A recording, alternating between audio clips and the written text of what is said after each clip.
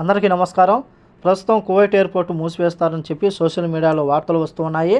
కువైట్కు పొరుగు దేశాలైన ఇరాక్ అయినా సరే, లెబనాన్ అయినా సరే, జోర్దాన్ అయినా వాటి యొక్క గగనతలాన్ని తాత్కాలికంగా మూసివేస్తున్నట్లు ఇరాన్ దేశం, ఇజ్రాయెల్ దేశం మధ్య యుద్ధ వాతావరణం నెలకొన్న నేపథ్యంలో తమ యొక్క గగనతలపై నుంచి డ్రోన్లు వెళుతున్నాయని చెప్పి, దీంతో తమ యొక్క దేశాలకు ఎక్కడ ముప్పుగా మారుతుందని చెప్పేసి ఆ యొక్క దేశాలు గగనతలాలను మూసివేస్తున్నట్లు ప్రకటించాయి.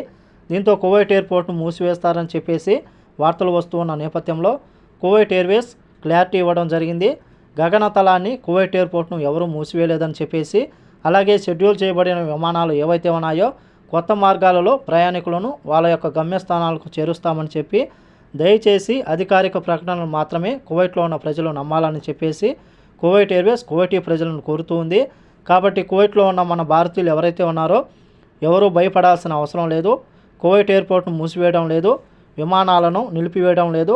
కాకపోతే ఇరాక్ మరియు లెబనాన్ కానీ, జోర్దాన్ కానీ తమ యొక్క దేశాల గగనతలంపై నుంచి డ్రోన్లు వెళుతూ ఉండడంతో అయితే ఆ యొక్క గగనతలాలను మూసివేస్తున్నట్లు, అది కూడా తాత్కాలికంగా మూసివేస్తున్నట్లు ప్రకటించింది.